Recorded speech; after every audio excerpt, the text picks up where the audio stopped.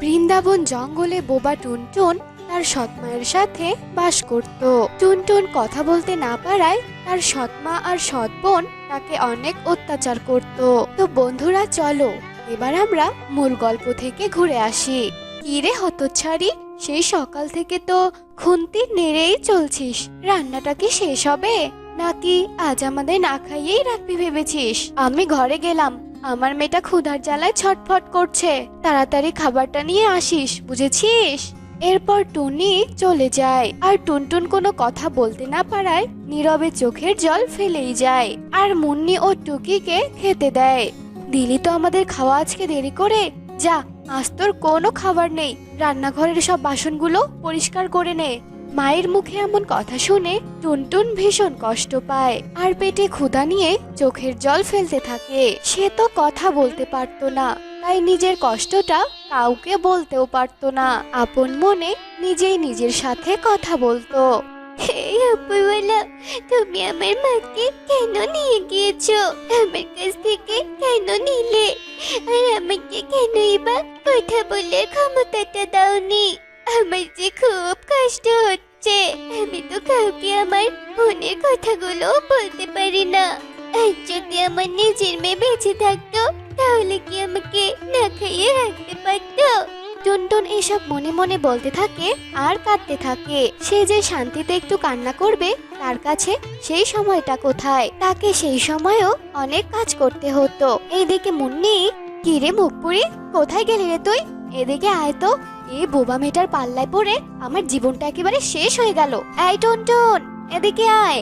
মুন্নি ডাক শুনে টুনটুন দৌড়ে আসে। এরপর মুন্নি টুনটুনকে বলে, কিরে, মুখের সাথে সাথে কানেরও মাথা খেয়েছিস নাকি? কানে শুনতে পাস না? কথা তো বলতেই পারিস না, বোবা কোথাকার। শোন, আজ কিছু মেহমান আসবে টুকির জন্মদিন উপলক্ষে। তুই পুরো বাড়ি ধুয়ে মুছে একদম সাজিয়ে রাখবি। কোনো কাজে একদম ফাঁকি দেওয়ার চেষ্টা করবি না। যদি করিস তো তোর কপালে খারাপ আছে বলে দিলাম।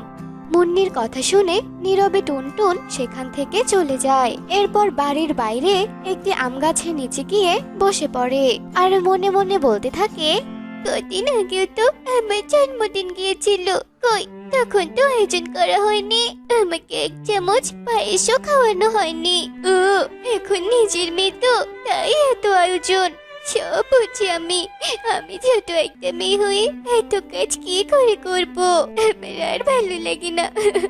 এখানে বসে থাকলে তো আমার ছোট মা আবার চিৎকার শুরু করে দেবে। সারাদিন আমাকে দিয়ে শুধু কাজ করিয়ে নেয়, একটু খাবারও দেয় না, একটু খেতেও দেয় না। মা, ও মা, তুমি আমাকে ছেড়ে কোথায় চলে গেছো মা? আমার যে আর ভালো লাগে না, আমার খুব কষ্ট মা। এরপর টুনটুন কান্নাকাটি করে গাছের নিচ থেকে উঠে পড়ে আর রান্নাঘরে যায় আর রান্না করতে থাকে। সে পায়েস রান্না করতে গিয়ে হঠাৎ করে পায়েসটা পুড়িয়ে ফেলে। তখনই সেখানে মুন্নি চলে আসে। হায় হায় রে, এ কি অলক্ষণে কাণ্ড ঘটালি রে টুনটুন? মুখপুরি, তুই আমার জীবনটাকে শেষ করে দিবি। আমার মেয়ের শুভ দিনে কি অশুভ কাণ্ড ঘটালি তুই? তুই ইচ্ছে করে এমনটা করেছিস। আজ আমি তোকে মেরেই ফেলবো। তুই ইচ্ছে করে এমনটা করেছিস, তাই না? যাতে করে আমার মেয়ের ক্ষতি হয়ে যায়। আমি বুঝবো না ভেবেছিস? আমি সব বুঝে গেছি। অপয়া, মুখপুরি, অলক্ষণে মেয়ে কোথাকার। এই বলে মুন্নি টুনটুনকে খুব মারতে থাকে। এক পর্যায়ে চুলা থেকে একটা আগুনওয়ালা লাঠি টুনটুনের গায়ে লাগিয়ে দেয় আর টুনির গালের এক অংশ পুড়ে যায়। আর ঠিক তখনই মেহমানরা চলে আসে। তারপর মুন্নি টুনটুনকে ছেড়ে দিয়ে মেহমানের কাছে যায়। তারপর টুনটুন কাঁদতে কাঁদতে বাড়ির পিছনে সেই আম গাছটার নিচে গিয়ে বসে আর কাঁদতে কাঁদতে সে মনে মনে ভাবে, মা, মা গো, মা, কোথায় তুমি মা? কোথায় তুমি? আমার যে খুব কষ্ট হচ্ছে, আমাকেও তোমার কাছে নিয়ে যাও না মা। আমি বাঁচতে চাই না, আমি বাঁচতে চাই না মা। মা, এই কষ্টটা তোমার লাগানো। আর দেখো, ওরা আমাকে এই গাছের একটা আমও খেতে দেয় না। মা, আমার যে খুব কষ্ট মা, আমার যে খুব কষ্ট হয়। তুমি আমাকে এখান থেকে নিয়ে যাও না মা। টুকি খুব কাঁদছিল, তার চোখের জল থামছিলই না। ঠিক তখনই আম গাছটি কথা বলে ওঠে, কাঁদিস না রে মা, কাঁদিস না। এই তো আমি তোর কাছে আছি। আমি জানি রে মা, তোর অনেক কষ্ট, তাই আমি তোর কষ্ট সহ্য করতে না পেরে চলে এলাম রে মা তোর কাছে। এবার চোখের জলটুকু মুছে ফেলতো রে মা। তখন গাছটি জাদু দিয়ে টুনটুনের মুখের ক্ষত সারিয়ে তোলে। টুনটুন তার গালে হাত দিয়ে অবাক হয়ে যায়। সে ভাবতে থাকে, আমি জানি এই গাছে আমার মায়ের আত্মা এসেছে। আমার মা আমার সাথে কথা বলছে। মা, আমার এতটাই দুর্ভাগ্য যে আমি তোমার সাথে কথা বলতে পারছি না। তুমি আমাকে ছেড়ে কোথাও যেও না মা, আমাকে ছেড়ে কোথাও যেও না, তুমি আমাকে ছেড়ে যেও না মা। পাগলি মেয়ে আমার, তুই আবার কেন কাঁদছিস? হ্যাঁ, দাঁড়া, আমি তোকে এই গাছ থেকে একটা ফল দিচ্ছি। এই ফলটা তুই খেয়ে নে, আর আমি এই গাছের মধ্যেই আসবো। আমি তো আর তোর সামনে আসতে পারবো না, আমি এই গাছে এসে তোর সাথে কথা বলবো। এরপর টুনটুন চোখের জল মুছে মাটিতে পড়ে থাকা আমটি নেয় আর আমটি খেতে থাকে। তখনই ভেতর থেকে মুন্নি ডাকতে শুরু করে। ডাক শুনে টুনটুন তাড়াতাড়ি আম খেয়ে যেতে থাকে। মা, টুনটুন শোন, তোর যত কাজ থাকবে তুই সবই আমার ছায়াতলে আনবি। আমি করে দেব তোর সব কাজ। যা মা, যা। এরপর টুনটুন ভেতরে চলে যায় আর মুন্নি টুনটুনকে দেখে অবাক হয়ে যায়। হ্যাঁ রে টুনটুন, তোর গালের ক্ষতটা কোথায় গেছে রে? একটু আগেই না ছিল। টুনটুন কথা বলতে না পারায় ও চুপচাপ থাকে। এরপর মুন্নি বলে, থাক, বাদ দে, তুই তো আবার কথাও বলতে পারিস না। যত সব, যা তো সব টেবিলগুলো মুছে ফেল, আর বেঁচে যাওয়া খাবারগুলো আছে না, সেগুলো খেয়ে নে।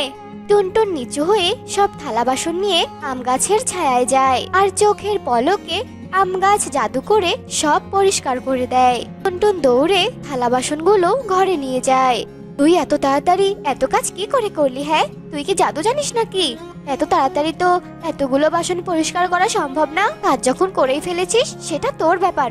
যাকগে, যা তো টুনটুন, সব সবজিগুলো কেটে রান্না করে নে তো। আর টুনটুন সব সবজি নিয়ে গাছের কাছে যায়। মুন্নির সন্দেহ হওয়াতে সে টুনটুনের পিছু নেয় আর টুনটুনের সব কাজকর্ম দেখতে থাকে। টুনটুন গাছের নিচে যাওয়াতেই গাছ সব কাজ করে দেয়। তখন মুন্নি বলে ওঠে, হায় হায় রে, তুই কালো জাদু করেছিস এখানে বসে। এই গাছটা তোর মায়ের হাতে লাগানো, তাই না? এই গাছটা আমি আজই কেটে ফেলবো। এরপর মুন্নি কাঠুরিয়াকে ডেকে আনে আর টুনটুন গাছটাকে ধরেই থাকে, কিন্তু মুন্নি কিছুই মানে না। সে গাছটাকে কেটে ফেলে। এরপর, এই নে দিদি, তোর মায়ের কাছে শেষ ফলটা তুই খেয়ে নে। এরপর টুনটুন ফলটি নিয়ে খেতে থাকে। ফল খেয়ে টুকি বলে, কি সুন্দর সুস্বাদু মিষ্টি আম, ফলটা তো খেতে খুব মজা। টুকি যখন আমটি খাচ্ছিল তখনই হঠাৎ করে টুনটুন কথা বলে ওঠে, গাছটা যদি না কাটতে তাহলে তোমরা প্রতিদিন সুস্বাদু আম খেতে পারতে। টুকি, তুইও সুস্বাদু আম খেতে পারতি। কি, আমি কথা বলতে পারছি? টুকি, দেখ দেখ, আমি কথা বলতে পারছি। কিরে টুকি, তুই কথা বলছিস না কেন? আর তোরা দুজন দেখতে এমন কালো হয়ে গেলি কেন রে?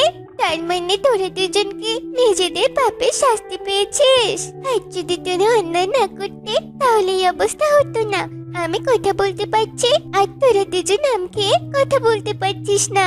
বেশ হয়েছে, ভালো হয়েছে, কালো হয়েছিস তোরা। ওই গাছের আম খাওয়ার কারণে ওরা দুজন কালো হয়ে যায় আর তারা দুজন টুনটুনের কাছে হাত জোড় করে ক্ষমা চায়। এরপর টুনটুন নিজের মা ও বোনের মতো তাদের সেবা যত্ন করতে থাকে আর তাদের ক্ষমা করে দেয়। তো বন্ধুরা, আমাদের আজকের এই গল্পটি তোমাদের কাছে কেমন লেগেছে তা কমেন্টে জানাতে ভুলো না কিন্তু। এক বনে টুনি তার মেয়ে টিংটিংয়ের সাথে বাস করত। টিংটিংয়ের জন্ম হওয়ার পরেই টুনির স্বামী টোনা মারা গিয়েছে। অনেক কষ্ট করে টুনি তার মেয়েকে নিয়ে দিন কাটাতো। একদিন, মা, ও মা, তুমি কি আমাকে আমার স্কুলের ফিস দিবে না? প্রতিদিন টিচার আমাকে টাকার কথা বলে। বলো না মা, কবে দিবে? আমি টাকা না পেলে কিন্তু একদম স্কুলে যাব না। সবাই আমাকে গরিব গরিব বলে খেপায়। আমি স্কুলের ফিস দিতে পারি না বলে আমার বন্ধুরা আমাকে নিয়ে হাসাহাসি করে। আমার ভালো লাগে না মা। আহা টিংটিং সোনা, দুটো দিন একটু অপেক্ষা কর। এই যে আমি ভ্যানিটি ব্যাগগুলো বানাচ্ছি, এগুলো বানানো শেষ হলে আমি বাজারে নিয়ে গিয়ে বিক্রি করব আর তোর স্কুলের ফিসও দেব। তুই কোনো চিন্তা করিস না রে মা, তুই শুধু মনোযোগ দিয়ে লেখাপড়া কর। তোর মা বেঁচে থাকতে তোর পড়াশোনা কিছুতেই বন্ধ হতে পারে না। যা মা, তুই বরং এখন খেলতে যা। টুনির এই কথা শুনে টিং বাহিরে খেলতে যায়। আর টুনি ভ্যানিটি ব্যাগ বানানো শেষ হলে সেগুলো নিয়ে বাজারে বিক্রি করতে যায়। এরপর ভ্যানিটি ব্যাগ নেবে গো, ভ্যানিটি ব্যাগ। ও দিদিরা, দেখো আমার কাছে কত সুন্দর সুন্দর ভ্যানিটি ব্যাগ আছে। তোমরা নিয়ে যাও আমার কাছ থেকে, একটা করে ভ্যানিটি ব্যাগ নিয়ে যাও। ইস, কি বিশ্রী ভ্যানিটি ব্যাগ! কে নেবে রে টুনি তোর ভ্যানিটি ব্যাগ? আমি তো বাবা এইরকম ফেরিওয়ালার কাছ থেকে জিনিস নেই না। আমি বড় বড় শপিং মল থেকে সবকিছু কিনে আনি। যা যা, এখানে কেউ আর তোর কিচ্ছু নেবে না। এ কথা বলে বিউটি পাড়া সেখান থেকে চলে যায়।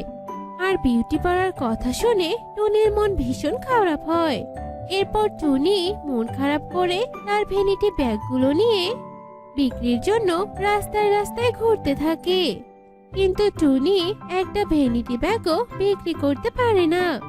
আর হতাশ হয়ে একটা বড় আম গাছের নিচে বসে পড়ে আর কাঁদতে কাঁদতে বলে, হে উপরওয়ালা, আমি একটাও ব্যাগ বিক্রি করতে পারলাম না। ঘরে যে খাবার নেই, হাতে পয়সাও নেই। মেয়েটার স্কুলের ফি বাকি আছে কত টাকা। আমি এখন এত টাকা কোথায় পাবো ঈশ্বর? আমার তো আত্মহত্যা করা ছাড়া এখন কোনো উপায় দেখছি না। টুনি যখন আম গাছের নিচে এসব কথা বলছিল আর কাঁদছিল, ঠিক তখনই বড় একটা গাড়ি এসে টুনির সামনে দাঁড়ায়। আর গাড়ি থেকে একজন সাহেবের পাখি নেমে আসে আর টুনির কাছে গিয়ে বলে, এই যে মিসেস, আপনি এখানে বসে আছেন কেন? বাহ, আপনার হাতের ভ্যানিটি ব্যাগগুলো তো ভীষণ সুন্দর। এগুলো কি আপনি বানিয়েছেন? আর সুন্দর সাহেব, যদি সুন্দর হতো তাহলে এগুলো তো এক নিমিষে বিক্রি হয়ে যেত। আমাকে এইভাবে ব্যাগগুলো নিয়ে অসহায় হয়ে ঘুরতে হতো না। কি, আপনি এগুলো বিক্রি করবেন? তাহলে তো ভালোই হলো। আমি আপনার কাছে এই ব্যাগগুলো সবই কিনে নিতে চাই। আসলে আমি বনের পাখিদের কাছ থেকে এসব সুন্দর সুন্দর জিনিসগুলো কিনে নিয়ে গিয়ে শহরে বিক্রি করে দেই। আপনি আপনার ব্যাগগুলো আমাকে দিন, আর আমি আপনাকে অনেক টাকা দিব।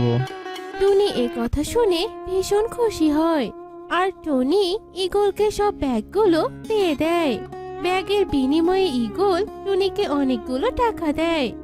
তারপর ঈগল সেই ব্যাগগুলো নিয়ে সেখান থেকে চলে যায় আর টুনি টাকা দিয়ে বেশ কিছু খাবার কিনে নিয়ে বাড়িতে যায়।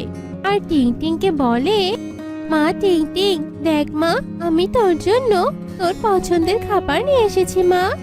আজ আমার সব ব্যাগ বিক্রি হয়ে গেছে। আর এই নে মা, এই টাকাগুলো নিয়ে তুই তোর স্কুলের ফি মিটিয়ে দিস। টুনির এই কথা শুনে টিং ভীষণ খুশি হয় আর টুনিকে বলে, আমি আজকে স্কুল গিয়ে সব টাকা দিয়ে দিব। ইস মা, আজ যদি তুমি টাকাগুলো নাই নিয়ে আসতে, আমার বুঝি আর পড়াশোনাই হতো না। এখন দাও তো দাও, আমাকে খাবার দাও। কতদিন ধরে যে ভালো মন্দ কিছু খাই না। তারপর টুনি তার খাবারগুলো টিং এর হাতে দিয়ে দেয়। আর এভাবেই বেশ কিছুদিন কেটে যায়। একদিন সাহেব ঈগল টুনির বাড়িতে আসে আর টুনিকে ডাকতে থাকে, টুনি, মিসেস টুনি, আপনি কি বাড়িতে আছেন? একটু বাইরে আসুন, আপনার সাথে আমার একটা জরুরি কথা আছে। মিসেস টুনি। ঈগলের ডাক শুনে টুনি বাহিরে বেরিয়ে আসে আর ঈগলকে দেখে বলে, আরে সাহেব যে, আপনি কি দরকার বলুন।